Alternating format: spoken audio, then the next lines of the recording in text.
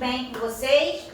Então, hoje é terça-feira, né? E vamos estudar matemática, tá bom? Vocês vão abrir o livro na página 138 e colocar a data de hoje. São 17/11. Estamos estudando o módulo 4 e o capítulo 12. E o que nós vamos estudar em matemática? Estatística. Tá? Dentro da estatística, nós vamos ver os gráficos. Né? Temos o gráfico de barras ou de colunas, gráfico de linha e gráfico de setores. Ok? Então, vamos lá. Gráficos. Assim como as tabelas, os gráficos também são usados para organizar e apresentar informações. Os tipos mais comuns são os gráficos de barras, né, ou colunas, linhas e setores. Então, vamos ver primeiro o gráfico de barras ou de colunas. Observe a seguir um gráfico de barras com informações sobre a exportação de automóveis no Brasil entre os anos de 2011 a 2015.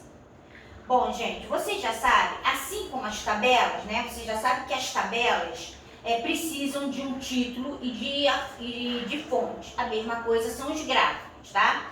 Então, assim como as tabelas, os gráficos precisam do título e fonte. E aqui está o título desse gráfico. O título é Exportação Anual de Automóveis no Brasil, 2011 a 2015. Então, tá aqui, ó, o gráfico de barras, tá? Tem aqui as barras, né? Ou colunas. Tem aqui as colunas, ok? Então, quantidade de exportações. 2015, foram exportados 442.606, né, automóveis.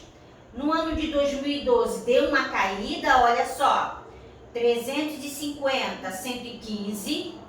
2013 aumentou, né, mais do que em 2011, 401.066. 2014 deu bem uma caída, olha só, 263.604. E em 2015 deu uma levantada, né? Aumentou um pouquinho, com 316.537. Então aqui estão representados os anos, né, de 2011 a 2015. Aqui está a fonte, gráfico elaborado com base em aqui Anfavea, né, Anfavea, Estatísticas São Paulo 2016, e tem o link que foi acessado em agosto de 2019. Então vamos lá. Bom, o gráfico de barras, ele serve para comparar informações e é útil quando há uma grande quantidade de dados a serem organizados. Em alguns casos, para facilitar a leitura, os dados numéricos são colocados acima das colunas correspondentes, como o exemplo dado. Então, vamos voltar aqui, olha só, as informações acima das barras, tá aqui os números, ó, como eu li para vocês, ok? Note que no gráfico de barras possui dois eixos, no caso apresentado o eixo vertical, que indica a quantidade de automóveis exportados, e o eixo horizontal, que indica o ano que ocorreu. Vamos lá, então tá aqui, né, no horizontal os anos e o vertical a quantidade, tá? Continuando. Agora, gente, nós vamos ver o gráfico de linhas. O gráfico de linhas é usado para representar a variação de uma grandeza em determinado período de tempo. Vamos observar o exemplo? Então, tá aqui, ó, o título desse gráfico de linhas. Casos de HIV notificados no Brasil por ano de diagnóstico entre os anos de 2013 e a 2017. Bom, então nós temos aqui, olha, o gráfico de linhas que são representadas aqui, ó.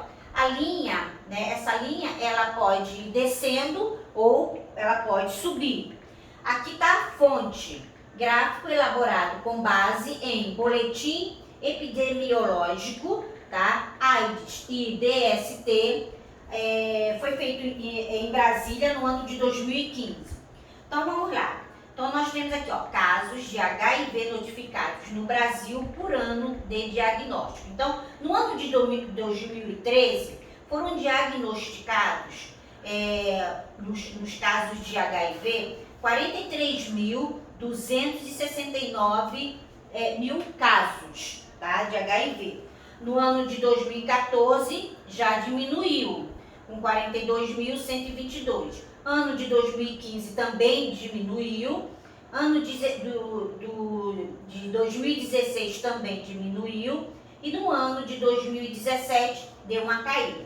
Então, esse gráfico de linhas, né, vai diminuindo a proporção dos casos que vão acontecendo, tá? Pode aumentar? Pode sim. Aí a linha ela vai subir, tá bom? Vamos então agora ver outro gráfico, que é o gráfico de setores. O gráfico de setores, gente, é usado para representar a relação entre as partes e o todo. Então, ele lembra uma pizza, tá? Geralmente, gráficos com essa característica apresentam os dados em forma de porcentagem. Observe o exemplo ao lado. Então tá aqui, olha, o título desse gráfico de setores, composição da coleta seletiva de lixo no Brasil em 2016. E aqui a fonte, gráfico elaborado com base em sempre Ciclosoft, tá? São Paulo 2016, que é a fonte e o título. E tá aqui, gente, os setores sendo representados pelas cores, né, pelas cores indicadas.